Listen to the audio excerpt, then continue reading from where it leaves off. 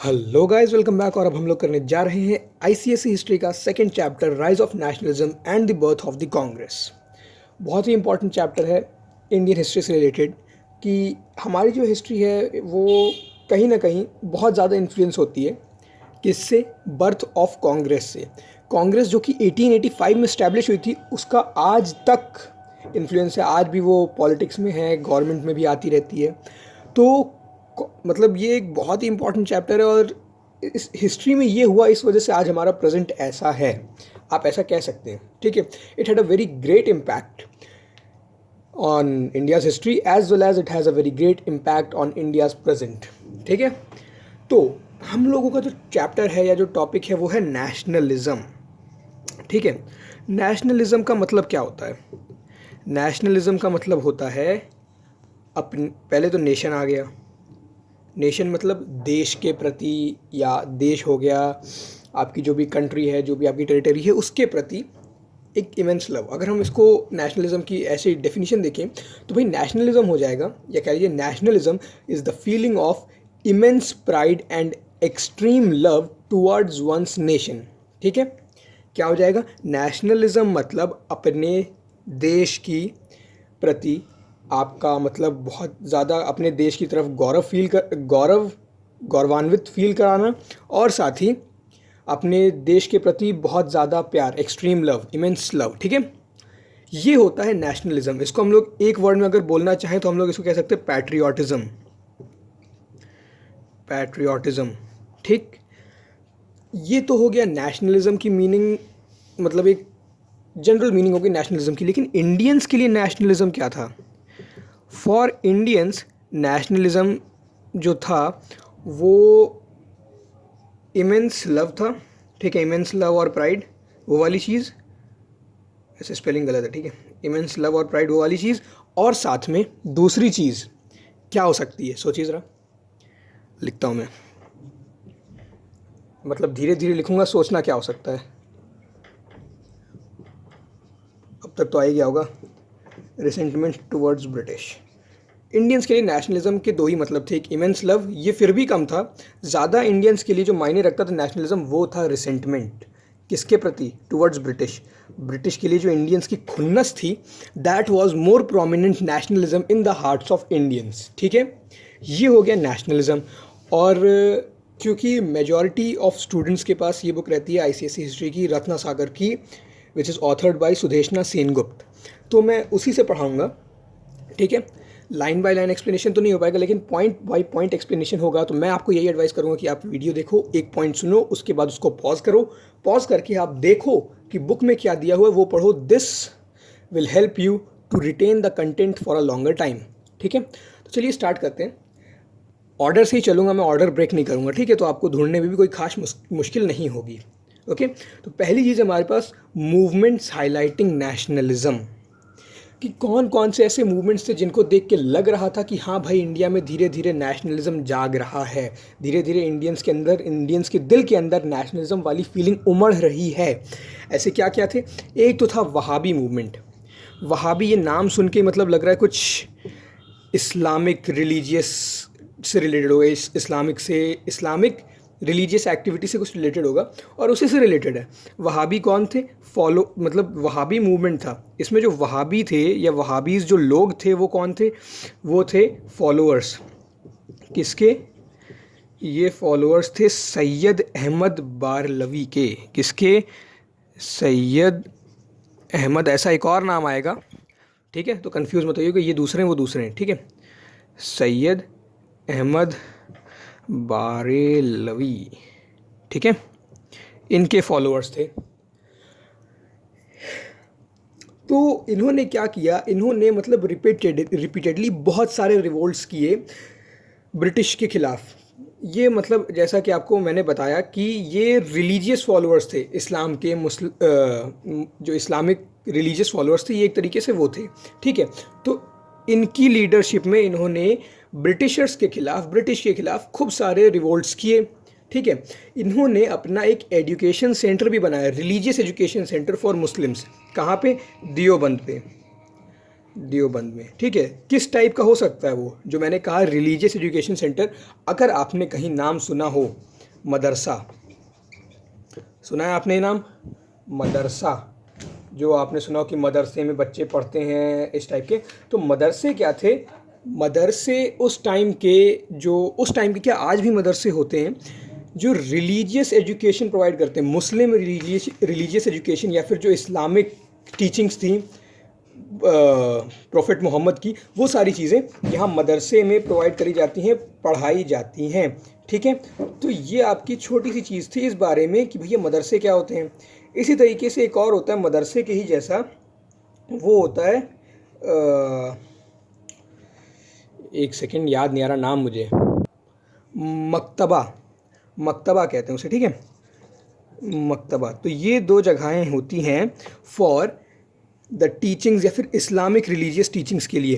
तो ये जो वहाबी मूवमेंट वाले थे, जो इनके फॉलोअर्स थे, इन्होंने खूब रिबेल किया, मतलब रिपीटेडली, एक बार नहीं बहुत बार रिबेल किया ब्रिटिशर्स के ख़िलाफ़। और उत्तर प्रदेश में देवबंद में 1867 में, ठीक है, इन्होंने 1867 में अपने देवबंद में 1867 उत्तर प्रदेश में इन्होंने अपने religious schools, Muslim religious schools and college खोले। कौन से? मदरसे और मकतबा। ये जो था ये एलिमेंट्री एजुकेशन के लिए था, ये सेकेंडरी एजुकेशन मतलब कि हायर एजुकेशन के लिए था। ठीक है, ये हो गई ये चीज़। और इसमें क्या हुआ, इससे उनके अंदर एक हॉस्टिलिटी वाली, एक मतलब वैसी जो रिसेंटमेंट की बात हो रही ना, वही रिसेंटमेंट वाली फीलिंग धीरे धीरे भरी गई ब्रिटिश के खिलाफ़ कि उन्होंने कैसे कैसे बुरा किया हमारे साथ और क्या क्या, मतलब जितनी भी सारी चीज़ें थी। ठीक है, ये सब हम लोग ऑलरेडी बात कर चुके हैं पहले कि ब्रिटिशर्स ने हमारे साथ क्या क्या किया। ओके, उसके बाद एक आता है द कूका मूवमेंट। ठीक है, अब ये क्या था द कूका मूवमेंट? तो भैया कूका जो है ये एक रिलीजियस सेक्ट होता है सिख का। जैसे आपने क्रिश्चियनिटी में देखा हो, क्रिश्चियनिटी में आपके पास होते हैं कुछ कैथोलिक्स, ऑर्थोडॉक्स और प्रोटेस्टर्स। ठीक है, उसी तरीके से आपके पास जैनिज़्म में होते हैं श्वेतांबरा, दिगंबरा। मतलब एक रिलीजन के, कोई रिलीजन है उसके कुछ मेन सेक्ट, मतलब कुछ लोग ये फॉलो करते हैं, कुछ ये फॉलो करते हैं। ठीक है, और ऐसा नहीं कि इसको सिर्फ एक बंदा फॉलो करे, इसको 100, मतलब दोनों का रेशियो भी बहुत बढ़िया रहता है, यानी कि 60-40 इस टाइप का रेशियो, कि आप दोनों में से किसी को निगलेक्ट नहीं कर सकते। उन्हें कहते हैं हम लोग सेक्ट 1, सेक्ट 2। तो उसी तरीके से जो पंजाबीज थे या जो सिख थे, पंजाबी नहीं कहना चाहिए, सिख थे, जो सिख लोग थे उनके भी 2 सेक्ट थे। कौन कौन से? एक वो सेक्ट जो मानता था कि गुरु गोबिंद सिंह, ठीक है, जो गुरु गोबिंद सिंह जी थे वो आखिरी थे, मतलब आखिरी इनके गुरु थे। ठीक है, गुरु गोबिंद सिंह को आखिरी मानते थे। ठीक है, कि वो हमारे आखिरी प्रॉफिट थे, आखिरी बड़े गुरु थे। ठीक है, और कूका जो थे वो कहते थे कि नहीं भाई, इनके बाद भी हमारे पास बहुत सारे सेंट अभी भी हैं, आज भी हैं। तो ये थी कूका लोगों की आइडियोलॉजी। दोनों की आइडियोलॉजीज़ में डिफरेंस था, इसलिए दो अलग अलग ग्रुप्स बन गए। ठीक, तो कूका मूवमेंट में ये पंजाब में ही हुआ था कि कूका जो लोग थे उन्होंने गुरु राम सिंह के नेतृत्व बोले तो लीडरशिप में, गुरु राम सिंह की लीडरशिप में क्या किया, जो भी ब्रिटिश थे उनका जो भी सामान था, उनकी जो भी मतलब एजुकेशन थी, जो वेस्टर्न एजुकेशन प्लस जो उनका मतलब जितना भी सामान वगैरह वहाँ से बाहर से इंडिया में आता था, वेस्टर्न गुड्स या फिर स्पेशली ब्रिटिश गुड्स, उसको उन्होंने बॉयकॉट कर दिया। ठीक, इनके मतलब कूका मूवमेंट वालों ने इनके लीडरशिप में ये चीज़ बाइकआउट कर दी। ठीक है, लेकिन क्या हुआ कि उनका जो रिवोल्ट था उसको सप्रेस कर दिया गया। सप्रेस मतलब दबा दिया गया, ख़त्म कर दिया गया। ठीक है, कब? 1872 में। उसी तरीके से इंडिगो रिवोल्ट हुआ, जिसकी हम लोग पहले ही बात कर चुके कि इंडिगो रिवोल्ट में जो हमारे मतलब फार्मर्स थे उनसे ज़बरदस्ती कैश क्रॉप उगवाई जाती थी, वो भी इंडिगो। ठीक है, और इंडिगो जहाँ भी उगती है वो वहाँ की सॉइल को इनफर्टाइल कर देती है, बंजर कर देती है, बैरन कर देती है। ठीक है, जहाँ भी उगाई जाती है वहाँ की ज़मीन को वो बैरन कर देती है। बैरन लैंड मतलब इसीलिए जो है फार्मर्स उनको उगाना नहीं चाहते थे, लेकिन ब्रिटिशर्स ज़बरदस्ती उगवाते थे तो भैया उनको उगाना भी पड़ता था। ठीक है, ये था इंडिगो के बारे में। स्पेशली बंगाल में पीजेंट से खूब मतलब उगवाया जाता था। लेकिन 1860 में क्या हुआ, इन्होंने ये इंडिगो के खिलाफ भी खूब रिवोल्ट किया। जब 57 में रिवोल्ट हो चुका था तो ब्रिटिश थोड़े ठंडे हो गए, लेकिन इंडिगो फिर भी उगवा रहे थे। तो 1860 में फाइनली पीजेंट्स ने मतलब और हिम्मत दिखाई और उन्होंने मना कर दिया बिल्कुल स्ट्रेट फॉरवर्ड कि नहीं उगाएंगे हम इंडिगो, जो करना है कर लो। ठीक है। इसके बदले में बहुतों को मतलब अपनी जॉब से, अपनी लिवलीहुड से, अपनी रोज़ी रोटी से हाथ धोना पड़ गया। बहुतों को मतलब बहुतों के घर चले गए और कुछ लोगों ने तो अपनी जान भी सैक्रिफाइस कर दी, लेकिन उन्होंने ये कह दिया कि भैया अब तो उगाएंगे ही नहीं। तो ये सारी आप छोटी छोटी चीज़ें देखिए, ये छोटी छोटी चीज़ें मिल के मतलब कंस्टिट्यूट कर रही हैं किसकी तरफ, ये सब मतलब एक इशारा कर रहे हैं कि इंडियंस के अंदर धीरे धीरे नेशनलिज्म की फीलिंग जाग रही है। इस तरह वासुदेव बलवंत फाड़के, इनके अंडर में एक रिवोल्ट हुआ था ईयर 1876-77 में वेस्टर्न इंडिया यानी कि गुजरात, राजस्थान वगैरह वाली साइड में, ठीक है। इन्होंने क्या किया कि यंग जो यूथ थी उनको मतलब रिक्रूट किया, जैसे आर्मी के सिलेक्शन वगैरह नहीं होते, तो इन्होंने भी सिलेक्ट किए बहुत सारे यंग मैन को, और क्या किया, उनको बिल्कुल अच्छी सी ट्रेनिंग दी, और ट्रेनिंग दे के उनको फिर इनके खिलाफ खड़ा किया, जो ब्रिटिश थे, ब्रिटिशर्स के खिलाफ खड़ा किया। तो इन्होंने इनको ट्रेनिंग देते वक्त इनके अंदर वो पैट्रियाटिज़म वाली फीलिंग भरी, उनको बताया कि इन्होंने ऐसा ऐसा हमारे साथ बुरा बुरा किया, मतलब जो भी उन्होंने बताया, उन्होंने धीरे धीरे धीरे धीरे धीरे लॉन्ग रन में उनके अंदर, मतलब बहुत लॉन्ग रन नहीं, 2-4 महीने, 6 महीने, 1 साल, 2 साल, इतने में उन्होंने उनको इतना मतलब पैट्रियाटिक बना दिया था कि उनको अपनी जान की भी परवाह नहीं थी, उनको बस एक ही चीज़ चाहिए थी, ब्रिटिशर्स का इंडिया से जाना। ऐसे ही मुंडा रेबेलियन हुआ था। मुंडा जैसे कि आप लोग सभी जानते हैं, एक ट्राइब है छोटा नागपुर में, इंडिया का वही वो वाला रीजन जो इधर पड़ता है। क्या क्या हो सकता है यहाँ पे, यहाँ पर आपका उड़ीसा आता है, यहाँ पर आपका छत्तीसगढ़ आता है और बंगाल भी आता है। तो ये जो छोटा नागपुर प्लेटू वाला रीजन था, यहाँ पर मुंडा एक ट्राइब थी, वो रहा करती थी। किसकी लीडरशिप में? बिरसा मुंडा की लीडरशिप में। क्या किया उन्होंने? रिवोल्ट किया उन्होंने, ठीक है। किसके खिलाफ? ऑब्वियसली ब्रिटिश के खिलाफ रिवोल्ट किया, क्योंकि उन लोगों के साथ भी मतलब जैसा पूरे इंडिया में व्यवहार हो रहा था वैसे उनके साथ भी हो रहा था, तो उन्होंने भी धीरे से एक रिवोल्ट किया, ठीक है। क्योंकि यार इंडिया में ड्रॉट पड़ रहे थे, फैमाइन पड़ रही थी, पता ना, सूखा, भुखमरी सब पड़ रही थी, लेकिन ब्रिटिशर्स को कुछ मतलब ही नहीं था, उनको तो अपना इंडिगो ही उगवाना है, उनको तो अपना प्रॉफिट देखना है। तो धीरे धीरे ये सारी चीज़ें मतलब एक तरीके से जो कॉजेज़ थे 57 के रिवोल्ट के, वही सारी चीज़ें हम लोग धीरे से यहाँ पर भी पढ़ेंगे, ठीक है। देखो अब हम लोग क्या करने जा रहे हैं, अब इस चैप्टर के हम लोग मेन टॉपिक पे आ रहे हैं, जो कि factors contributing to the growth of nationalism. India में क्या क्या ऐसी चीज़ें हुई जो कि ग्रोथ ऑफ नेशनलिज्म, मतलब नेशनलिज्म को बढ़ावा दे रही थी इंडिया में, ठीक है। बहुत सारे आपको पॉइंट्स को रिलेट करते हुए मिलेंगे, जो पॉइंट्स आप पॉलिटिकल, वो क्या कहते हैं, रिवोल्ट ऑफ 1857 के जो अलग अलग कॉजेज़ थे, आप देखोगे कि बहुत सारे वही कॉजेज़ यहाँ पे भी हैं। कौन कौन से? जैसे इकोनॉमिक एक्सप्लॉयटेशन ऑफ इंडिया, उसमें हम लोगों ने क्या किया था? प्रेम किया था, ब्रिटिशर्स से प्रेम नहीं किया था, याद करने की ट्रिक की थी, ठीक है। Political, religious, economic, military. सबसे पहले हम लोग कर रहे हैं इकोनॉमिक। इसमें पॉलिटिकल और मिलिट्री तो नहीं मिलेगा, लेकिन वो इन्हीं सब में इंक्लूड हो जाएगा, ठीक है। तो पहले हम लोग कर रहे हैं economic. Economic exploitation of India कैसे किया उन्होंने? कौन नहीं जानता कैसे किया उन्होंने? देखो कैसे कैसे किया। पहले ब्रीफ पॉइंट वाइज डिस्कशन कर देते हैं। पहला, फार्मर के ऊपर बहुत ज़्यादा हाई टैक्स, फार्मर के ऊपर हाई टैक्स, ठीक है। और क्या किया उन्होंने? जो भी मतलब इंडस्ट्रियल रेवोल्यूशन, इंडिया से बहुत सस्ते में सामान लेके जाते थे और इंडिया में आके मतलब वही सामान बेचते थे, और इस तरीके से क्या क्या हुआ अभी बात करेंगे, ठीक है।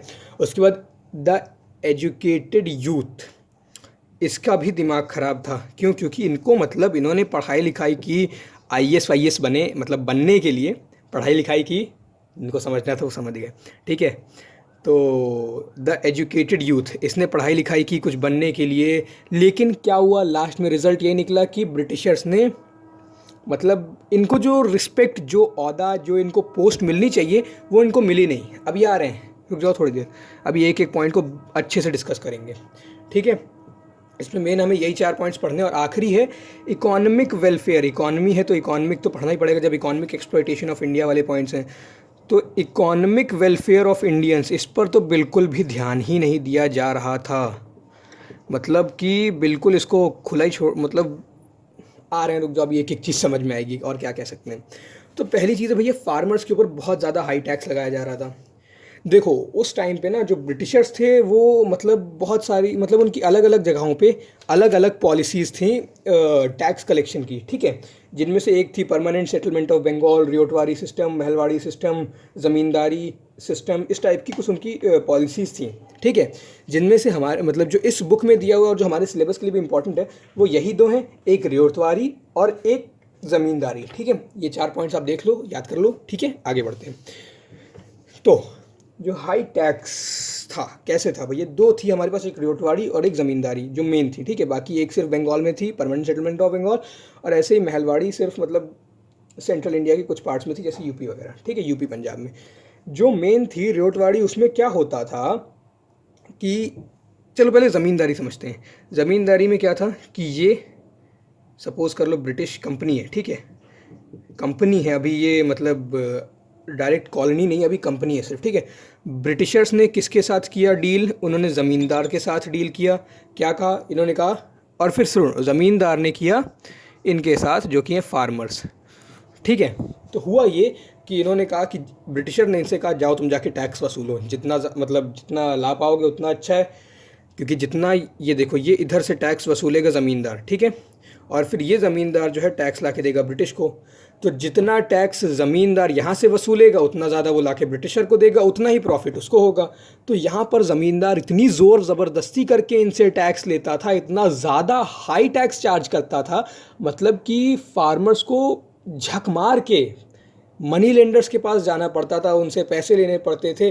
फिर नई सीज़न में नई क्रॉप्स लगाई, फिर से उनको घाटा हो गया, फ़ायदा तो समझ लो होता ही नहीं था कभी, क्योंकि इतना ज़्यादा टैक्स देते थे और बहुत सस्ते में अपना सामान ब्रिटिशर्स को बेचना पड़ता था, ठीक है। एक तो ये हो गया।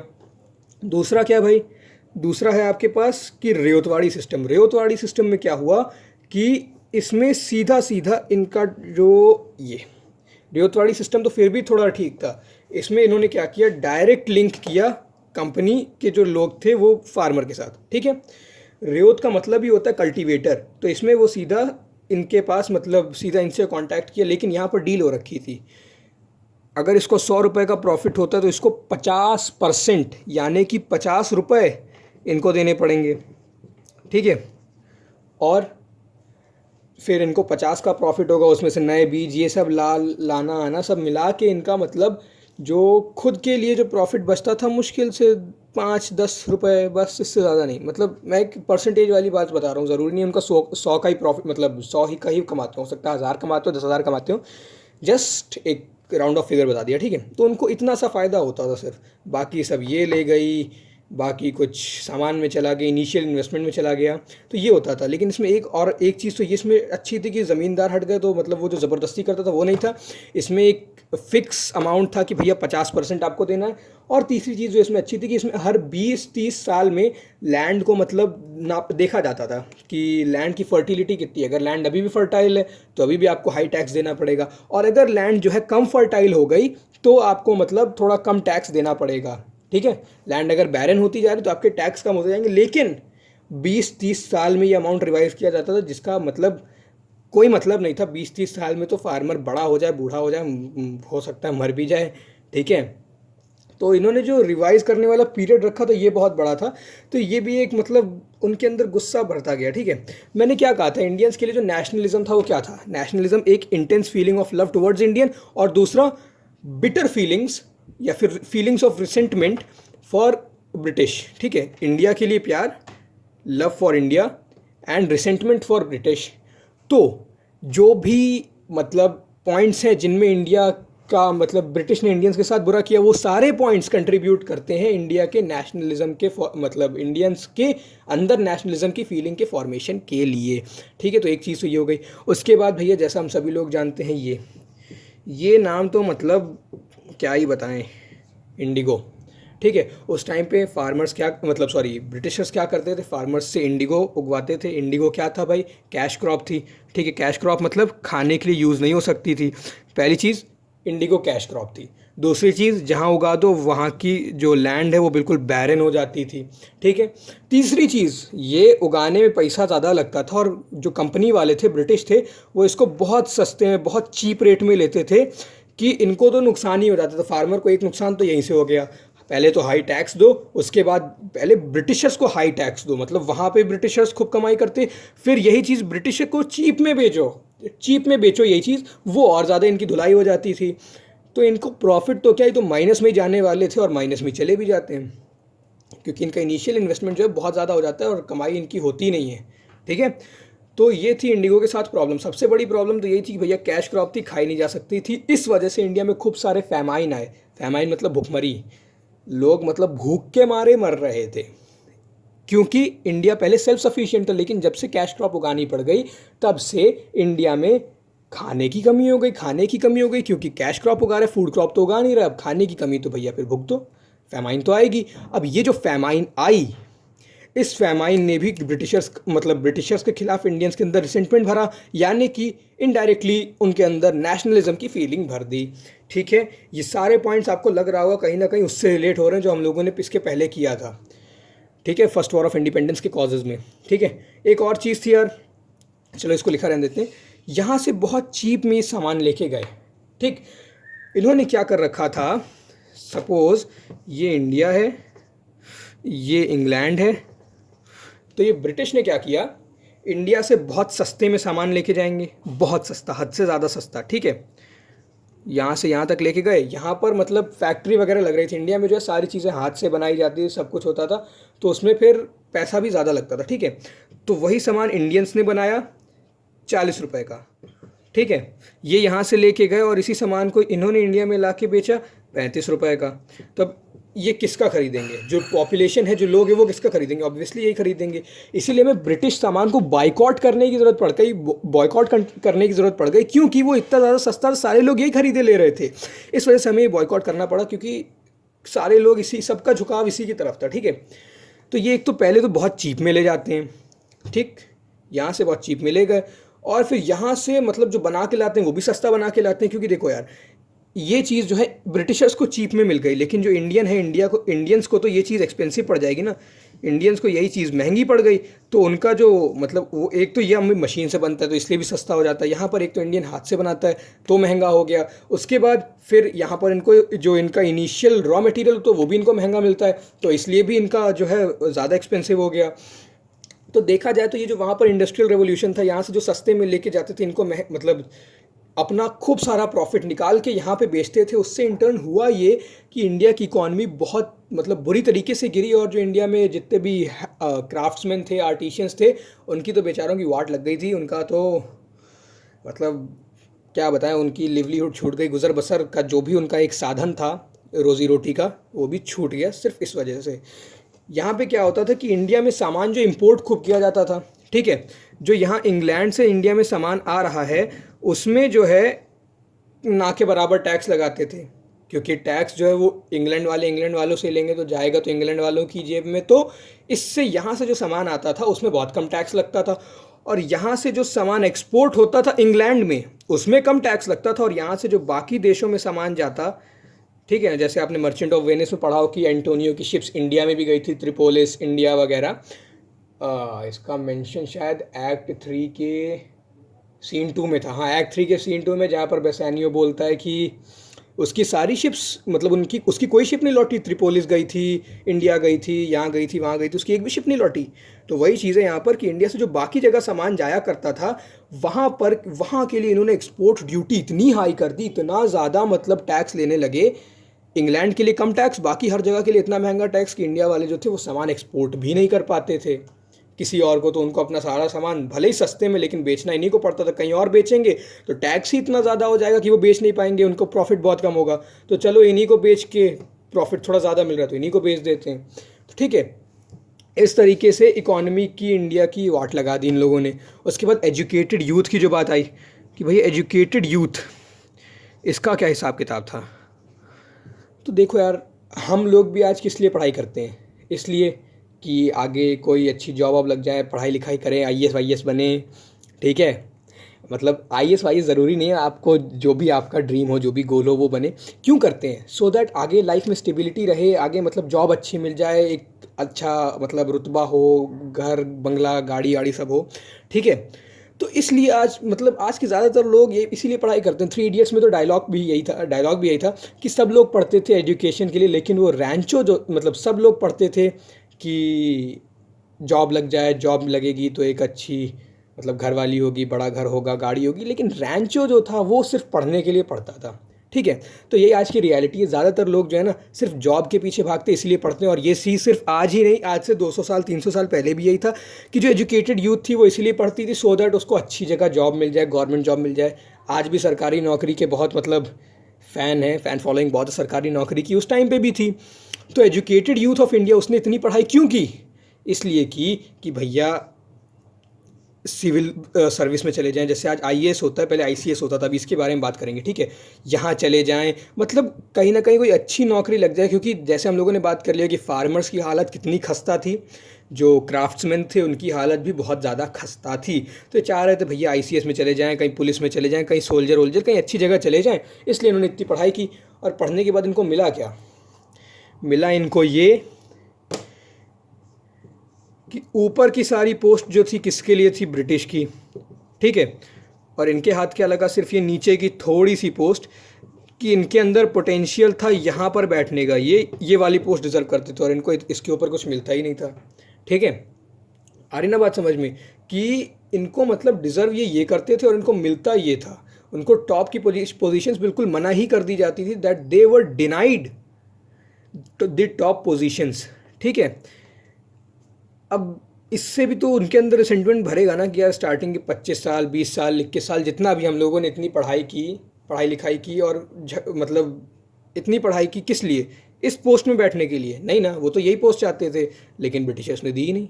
ये सारी पोस्ट ब्रिटिशर्स के लिए, फिर चाहे वो ब्रिटिश वाला जो ऑफिसर है वो यहाँ की पोस्ट भी ना डिज़र्व करे, वो इस जॉब में होना ही ना डिज़र्व करे, फिर भी उसको ये पोस्ट मिल गई। और ये जो इतना ऊपर वाला डिज़र्विंग है, जो इस पोस्ट को सच में डिज़र्व करता है, उसको क्या मिला? उसको ये पोस्ट मिली, ठीक है।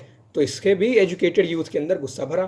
फिर आगे economic welfare of the people was ignored. बहुत बड़ी चीज़ थी ये, कि जो इंडिया के लोग थे उनका इकोनॉमिक वेलफेयर की तो मतलब कोई नज़र ही नहीं जाती थी ब्रिटिशर्स की। उनको लगता ही नहीं था कि इस कंट्री में इंडियंस नाम की भी कोई चीज़ है इकोनॉमिक वेलफेयर के मामले में।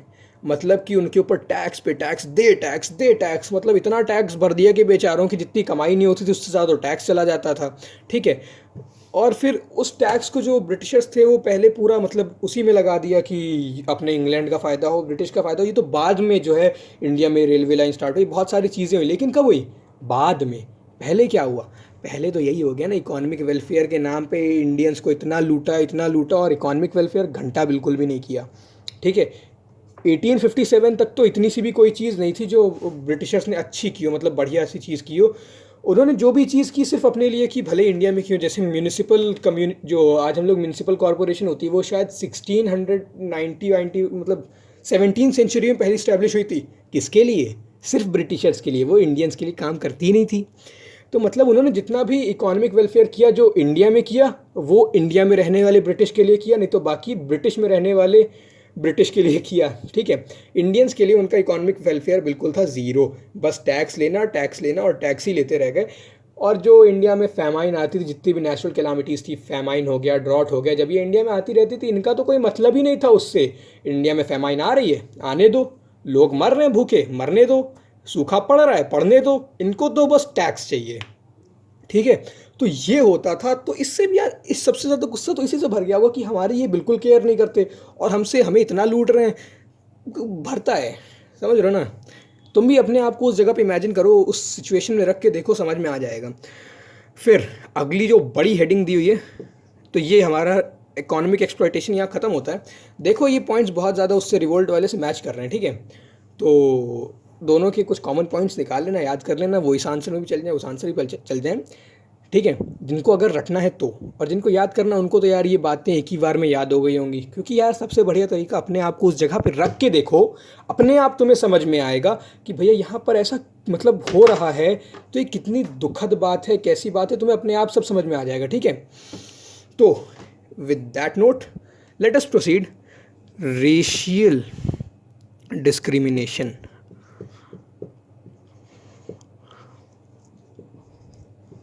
ठीक। इंडियंस के ऊपर जो रेशियल डिस्क्रिमिनेशन होता था वो कैसे था?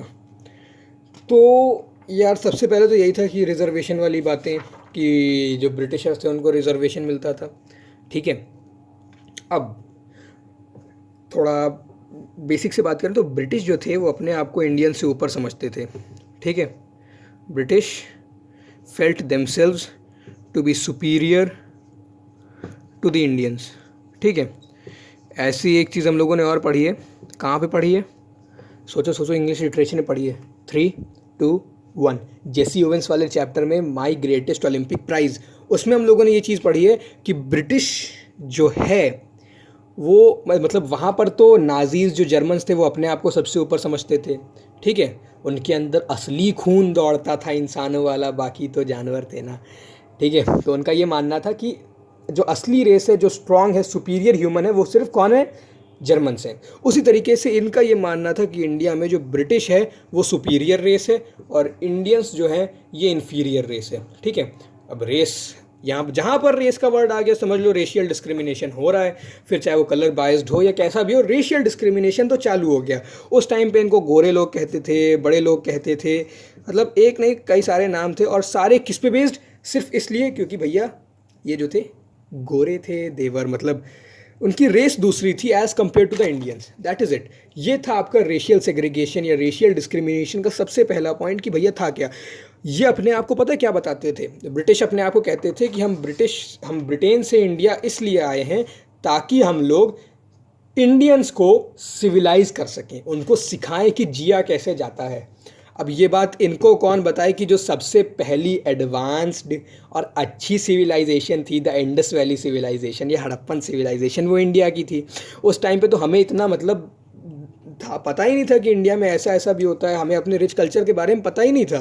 तो इनका क्या बहाना था कि हम तो भैया इंडिया आए थे ट्रेड करने और इंडियंस को हम लोग सिखाते हैं कि भैया अच्छे से कैसे जिया जाता है, समझ रहे हो, सिविलाइज करने आए थे। इंडियंस वर अब India was a barbaric tribe according to the British, ठीक है। जबकि आज सबसे अच्छे कल्चर, सबसे अच्छी कल्चरल हेरिटेज अगर किसी की है तो यार वो इंडिया की है, ठीक है।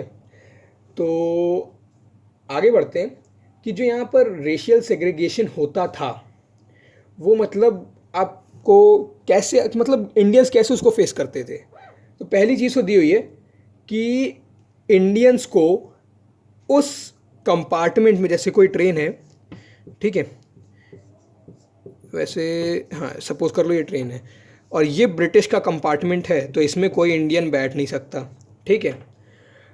Not being allowed to travel in the same compartment with the English man, अगर इसमें कोई भी ब्रिटिश है तो इसमें भैया फिर कोई इंडियन नहीं आ सकता, ठीक है। या फिर being denied entry to clubs and hotels which were meant only for English man. कोई होटल है, अगर वहाँ मतलब होटल जो है वो अलग रहते थे, ब्रिटिश के लिए अलग और इंडियंस के लिए अलग। अगर कोई होटल ब्रिटिश का है तो भैया वहाँ ब्रिटिश ही आएगा, ब्रिटिशर ही आएगा, कोई इंग्लैंड का ही कोई इंग्लिशमैन, कोई गोरा, कोई बड़े लोग, मतलब कोई बड़ा ही आदमी आएगा, कोई इंडियन वहाँ एंटर नहीं कर सकता, फिर चाहे उसके कितनी भी पहुँच हो, कितनी भी रीच हो, he is not suppose to enter there, ठीक है। आगे हमारे पास क्या है, आगे हमारे पास है अगली चीज़ कि अब आप कहोगे कि यार ये कोई सिटी है तो इसमें इंग्लैंड वाले जो ब्रिटिश थे और इंडियंस थे वो तो साथ में रहते होंगे ना। ऐसा भी नहीं था, सिटी को भैया बिल्कुल डिवाइड कर देते थे, ठीक है। ये इंग्लिश पीपल का एरिया और ये नीचे वाला सपोज इंडियंस का, नीचे वाला नहीं मतलब ज़रूरी नहीं कि बिल्कुल ऐसे ही आधे में डिवाइड करें, बस मैंने एग्जांपल देने के लिए ऐसा डिवीजन बताया, ठीक है। ये इंग्लैंड का मतलब यहाँ पर अंग्रेज़ रहते हैं, यहाँ पर इंडियन। इंग्लैंड वालों की जगह को फिर से दो पार्ट्स में डिवाइड किया गया, एक सिविल लाइंस, ठीक है, जहाँ पर ऐसे ही कंपनी वगैरह के सिविल लोग रहते थे, एक मिलिट्री कैंटोनमेंट जहाँ पर मिलिट्री वाले रहते थे, ठीक है। यहाँ पे चले जाओगे तो बिल्कुल पॉश एरिया लगेगा, अरे वाह क्या लग रहा है, क्या जगह है, बिल्कुल बहुत बढ़िया। और यहाँ पे आ जाओगे तो आपको मतलब इतना अजीब सा लगेगा, एक ही सिटी के दो पार्ट्स हैं, ये पहला पार्ट, ये दूसरा पार्ट, ये पार्ट बिल्कुल फर्स्ट क्लास, और ये हिस्सा देख लोगे तो आपको लगेगा ही नहीं कि ये और ये सेम सिटी है, ठीक है। तो ये तो हो गया रेशियल सेग्रीगेशन। आगे बढ़ें, आईसीएस एग्जामिनेशन, जैसे कि हम लोगों ने बात की, तो हम लोग सुनते रहते हैं कि आपके यहाँ फैमिली में कोई कहे कि मैं सिविल की तैयारी कर रहा हूँ, लोग यही कहते हैं मैं यूपीएससी निकालूंगा, मैं सिविल की तैयारी कर रहा हूँ, ये कहते हैं। आईएएस कम ही लोग बोलते हैं, ठीक है। और जो सिविल सर्विस, ये सिविल वाली बात है ना, ये आज से नहीं, ये 1700 से चली आ रही है। जो आईसीएस है, Indian civil services, this was introduced in India by Lord Cornwallis. और ये इंडिया में कब से कब तक थे, ये थे भैया 1786 से 92 तक, 1792 तक, ठीक है। इसका फुल फॉर्म है इंडियन सिविल सर्विसेज, ठीक है। तो इंडियन सिविल सर्विसेज में मतलब ये तब इंट्रोड्यूस हुई, और इसमें मतलब बहुत टाइम तक तो कोई बड़ा ऑफिसर बना नहीं, बड़ा ऑफिसर तो वैसे भी नहीं बन पाता था कोई, मतलब जो अच्छा ऑफिसर था वो भी कोई नहीं बना। जो पहले ऑफिसर थे वो थे सत्येंद्र टैगोर, हाँ सत्येंद्र टैगोर ही थे, हाँ। जो पहले ऑफिसर थे आईसीएस के बढ़िया वाले वो सत्येंद्र टैगोर थे, और आप यकीन नहीं करोगे कि जो पहले ऑफिसर थे वो करीब इसके एस्टेब्लिशमेंट के 100 साल बाद बने थे। कौन थे? पूरा नाम लिख देते, सत्येंद्र नाथ टैगोर। सत्येंद्र नाथ टैगोर, ठीक है। ये थे पहले मतलब आईसीएस के ऑफिसर। और ये कब बने थे? दैट्स सो स्ट्रेंज, क्योंकि ये बने थे 1863 में। पहले आईसीएस इंडियन सिविल सर्वेंट 1863 में। कहाँ? ये यहाँ पर मतलब इंट्रोडक्शन हुआ, यहाँ पर बने, और इनके बाद फिर सत्येंद्र नाथ बनर्जी इस टाइप के फिर लोग आते गए, लेकिन ये यहाँ पर पहले बने। और इसके कुछ ही सालों बाद क्या किया गया, 1877 में, पहले क्या था, आईसीएस की जो एज लिमिट थी 1877 के पहले 21 साल मैक्सिमम थी, कि 21 साल या 21 साल से छोटे लोग इसमें पार्ट ले सकते थे। अब क्या कर दिया, इंडियंस के लिए, सिर्फ इंडियंस के लिए इसको 19 ईयर्स कर दिया, कि अब 19 साल से बड़े इंडियंस इसमें पार्ट नहीं ले सकते। अब इंडियंस के लिए और बुरा हो गया कि भैया पहले से ही मतलब वो मतलब पहले से उनके लिए बहुत मुश्किल था पार्ट ले पाना, ठीक है। अब और मुश्किल हो गया, क्योंकि पहले एज 21 थी, अब 19 हो गई। अब दिख रहा ना, पूरा दिख गया होगा बोर्ड, ठीक है। चलो, पहले एज 21 थी, अब 19 हो गई, तो पहले अगर 10 साल पढ़ाई कर लेते थे, अब सिर्फ 8 ही साल पढ़ने को मिल पाएंगे, ठीक। तो ये भी मतलब ये जितनी भी चीज़ें हैं ना, ये सब धीरे धीरे धीरे धीरे रिसेंटमेंट कॉज कर रही थी ब्रिटिश के खिलाफ। In turn nationalism feeling instil कर रही थी, भर रही थी इंडिया के प्रति, ये पैट्रियोटिज्म वाली फीलिंग, ठीक है। अब जो अगला पॉइंट वो बहुत इंपॉर्टेंट है, जो कि है दिल्ली दरबार, ठीक है। दिल्ली दरबार क्या है ये?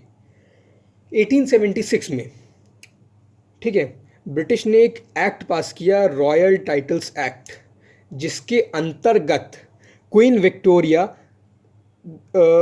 Was given the title empress of India. यानी कि जो क्वीन विक्टोरिया थी इंग्लैंड वाली, उनको क्या टाइटल दे दिया गया कि now she is the empress. Emperor का फीमेल होता है एम्प्रेस, ठीक है, एम्प्रेस ऑफ इंडिया, ठीक है। और उनका जो टाइटल था वो था केसरे हिंद, ठीक है। उनको एम्प्रेस ऑफ इंडिया कह दिया गया और उनको टाइटल दे दिया गया केसरे हिंद, ठीक है। यहाँ तक तो ठीक था, कोई दिक्कत नहीं है, क्योंकि वैसे भी वही राज कर रहे थे, ठीक है। लेकिन ये जो काम हुआ 1876 में, इसके बाद 1 जनवरी 1877 इस दिन ये लगा दिल्ली दरबार, ठीक है। मतलब इस दिन नहीं लगा, फिर थोड़ी तैयारियाँ हुई, फिर ये बना। और ये इतना ग्रैंड, मतलब इसमें करोड़ों रुपए खर्च हो गए होंगे, इतना ग्रैंड फंक्शन था ये, इतना बढ़िया मतलब सजाया, डेकोरेशन, क्वालिटी ऑफ फूड वगैरह, इतना कुछ था, इतना अच्छा था। और इस टाइम पे यहाँ पे इंडिया में हमारे लॉर्ड लाइटन थे, लॉर्ड लिटन, ठीक है। पूरा नाम इनका एडवर्ड लिटन है, एडवर्ड लिटन, ठीक है, लॉर्ड एडवर्ड लिटन, ठीक। तो ये जो एडवर्ड लिटन थे इस टाइम पे इंडिया के वाइस रॉय, इन्होंने ये दिल्ली दरबार करवाया। इसमें करोड़ों लगे, करोड़ों, जिसमें 80,000 से ज़्यादा लोग आए, ठीक है। 63 अलग अलग जगह के राजा वगैरह आए, किंग्स आए, और 300 इंडिया के चीफ आए, ठीक है। कश्मीर से लेके तंजावर, यानी कि पूरा नॉर्थ से लेके साउथ तक जितने भी थे सबको बुला लिया गया, ठीक है। इसमें इंडियंस को क्या बुरा लगा भैया, इस चीज़ में करोड़ों लोग, करोड़ों रुपए जा रहे हैं। इसी के साथ साथ, इसी के simultaneous side by side India में फेमाइन आई है, ड्रॉट आई है।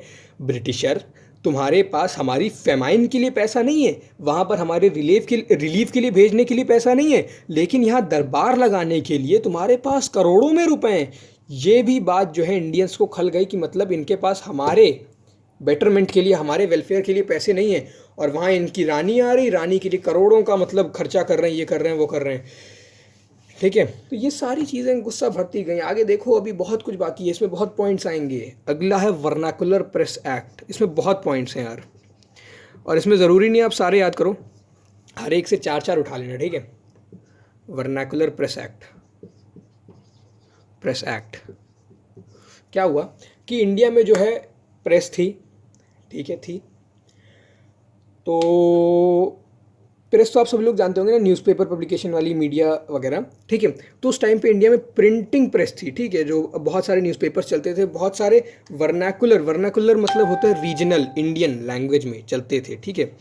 बहुत सारी जो प्रेस थी वो रीजनल लैंग्वेज में चलती थी, यानी कि हिंदी हो गया, कन्नड़ हो गई, बंगाली हो गई, मतलब इस टाइप की जो इंडिया की लैंग्वेज थी जो ब्रिटिश नहीं समझ पाते थे, बहुत सारी तो उसमें चलती थी। और फिर कुछ थे जो इंग्लिश में चलते थे। तो क्या हुआ यार, जैसा कि आप आज भी जानते हो कि मीडिया के हाथ में बहुत पावर होती है, फिर चाहे वो प्रिंट वाली मीडिया हो, न्यूज़पेपर बहुत करोड़ों लोग पढ़ते हैं, या फिर वो आपका घरों वाली टीवी वाली मीडिया हो, क्योंकि वो भी करोड़ों लोग देखते हैं, ठीक है। तो यार इसमें अगर कोई एक चीज़ छप गई ब्रिटिश के खिलाफ, तो जिन लोगों को नहीं भी पता था ऐसा ऐसा हो रहा, उनको ही पता चलेगा, उनका भी दिमाग खुलेगा, उनके अंदर भी इनके लिए मतलब ईर्ष्या बढ़ेगी, ठीक है।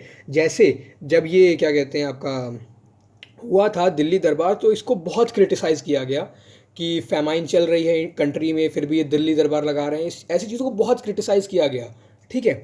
तो ये देख करके, ठीक है, हाँ, ये देख करके जो इंग्लैंड के मतलब इस टाइम पे इंडिया के जो वॉइस रॉय थे, कौन थे, अभी क्या बात की थी 1870 वाले टाइम में, ये थे कि नहीं थे, एडवर्ड लिटन, ठीक है। तो क्या हुआ 1878 में एडवर्ड लिटन ने क्या पास कर दिया, वर्नाकुलर प्रेस एक्ट। इसके अंतर्गत जितने भी रीजनल लैंग्वेज में न्यूज़ छापने वाले न्यूज़पेपर थे, उनको पहला ऐसा कुछ छापना नहीं है जो भी मतलब इंडियंस को ब्रिटिश के खिलाफ भड़का दे, ठीक है।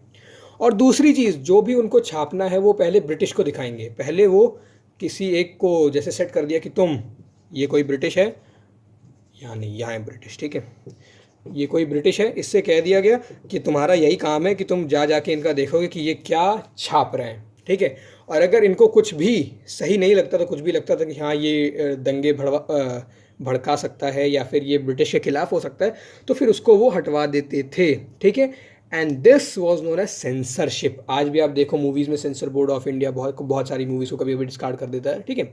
तो इसी चीज़ को कहते हैं सेंसरशिप, ठीक है। और जो इंग्लिश न्यूज़पेपर थे अंग्रेजी वाले, उनको कुछ नहीं किया। तो पहले एक थी अमृता बाज़ार पत्रिका, एक बंगाली न्यूज़पेपर था, बंगाली में न्यूज़ छापता था, वो बंगाली से इंग्लिश में आ गया, सो दैट उसके ऊपर कोई रोक टोक ना लगे, कोई चेक ना करे, ये बंगाली से इंग्लिश में आ गया। कौन सा था, द अमृता बाज़ार पत्रिका, ठीक है। इसी तरीके से आर्म्स एक्ट है, इल्बर्ट बिल है। देखो आर्म्स एक्ट क्या था कि 1878 में आर्म्स एक्ट, यही जिस टाइम पे वर्नाकुलर प्रेस एक्ट लगाया, उसी टाइम पे लॉर्ड एडवर्ड लिटन ने ये भी लगा दिया कि भैया 1878 में ये लगा दिया कि इंडियंस को जब भी कोई गन वगैरह रखनी है, गोली रखनी है, तो उनके पास एक लाइसेंस होना चाहिए। आज भी मतलब गन वगैरह के लिए लाइसेंस लिया मतलब ज़रूरी होता है, तो उस टाइम पे भी था कि भैया अगर आपको कोई गन वगैरह परचेज़ करनी है, then you must have a licence for it, ठीक है। लेकिन परचेज़ के साथ साथ कैरी करने के लिए आपको लाइसेंस चाहिए। लेकिन ब्रिटिश के लिए क्या था, ब्रिटिश के लिए कोई रूल नहीं था, जितनी रखनी है रखो, ना कोई लाइसेंस ना कुछ, सब बिल्कुल बढ़िया। तो ये सारी चीज़ें जो है एक तरीके से आप देखो रेशियल डिस्क्रिमिनेशन की तरफ जा रही हैं। आर्म्स एक्ट हो गया कि इंडियंस नहीं रख सकते, ब्रिटिश रख सकते हैं। वर्नाकुलर प्रेस एक्ट हो गया कि इंग्लिश वाले जो है न्यूज़पेपर वो चलेंगे, वर्नाकुलर लैंग्वेज वाले नहीं चलेंगे। दिल्ली दरबार हो गया कि इंग्लिश मैन के लिए उन्होंने एक क्वीन विक्टोरिया ही उसके लिए करोड़ों का खर्चा कर दिया, इंडियंस की फेमाइन फैली, उनका कुछ नहीं किया। ICS एग्जामिनेशन की इंडियंस के लिए एज लिमिट जो 21 से 19 कर दी, और ब्रिटिशर्स के लिए कुछ नहीं किया। बाकी जो मंदिर में आप ट्रैवल नहीं कर, मतलब मंदिर कह रहा हूँ, जो भी होटल थे वहाँ नहीं जा सकते, किसी सिटी में अलग जगह है, ब्रिटिश के रहने के लिए अलग जगह, इंडियंस के रहने के लिए।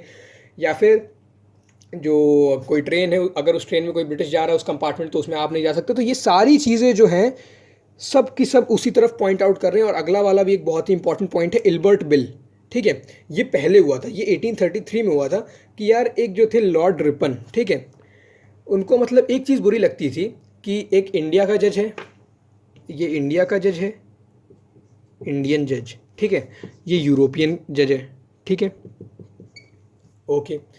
इस इंडियन जज के लिए मतलब ये जिन जिनको ट्राई कर सकता है, जिन जिनके ऊपर ये जज कर सकता है जिनको, वो कौन कौन है, इंडियंस, और इंडियंस, मतलब ये सिर्फ इंडियंस को जज कर सकता है, ठीक है। 2 पॉइंट ने इसको सिंगल ही कर दो कि ये सिर्फ जो है इंडियंस के ऊपर जो है जज कर सकता है। ये जो है ये इंडियंस के ऊपर भी कर सकते हैं, यूरोपियंस के ऊपर भी कर सकते हैं, ठीक है। तो एक थे लॉर्ड रिपन।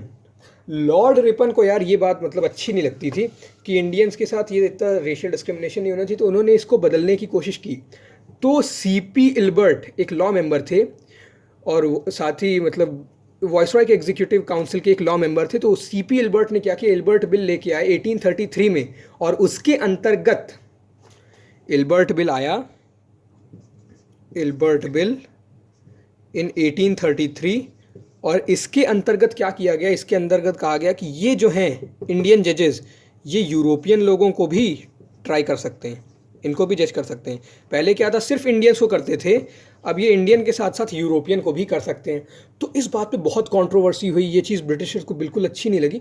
तो उन्होंने क्या कहा, उन्होंने कहा कि भैया ऐसा है, हमें ऐसा नहीं चाहिए। तो फिर इस बात के ऊपर मतलब बहुत कंट्रोवर्सीज हुई, फिर लास्ट में इनको अपना ये बिल वापस लेना पड़ा। फिर क्या हुआ, ये चीज़ मतलब फिर कैंसिल कर दी गई।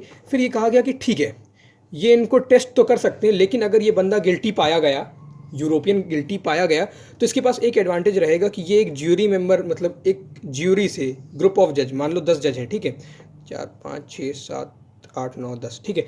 इन 10 जजेस में से वो क्या कह सकता है, वो इनके पास जा सकता है, कह सकता है कि आप बताओ कि क्या मैं गलत हूँ, और इसमें से मेजॉरिटी यानी कि 50% से ज़्यादा, 1 2 3 4 5 6 या तो अमेरिकन हो या यूरोपियन हो, ठीक है। तो ये एक चीज़ थी। तो यार ये चीज़ ना फिर इनको, ये भी फिर इंडियंस को अच्छा नहीं लगा, इल्बर्ट बिल वाली जो कंट्रोवर्सीज थी, ठीक है, कि हम अगर जज करें तो ये इधर भी जाएगा, और इंडियंस के लिए तो कुछ था ही नहीं। उनको इसने अगर दोषी करार दिया तो भी दोषी, इसने दोषी कर दिया तो भी दोषी, उनके पास ऐसा कोई बेनिफिट नहीं था, ठीक है। फाइनली जो आखिरी चीज़ आती है वो यार ये है कि इनके लिए जो पनिशमेंट था, छोटे ऑफेंस के लिए भी इनके लिए बड़ी पनिशमेंट थी, इनके लिए बड़े ऑफेंस के लिए भी छोटी पनिशमेंट थी, ठीक है। अब इसको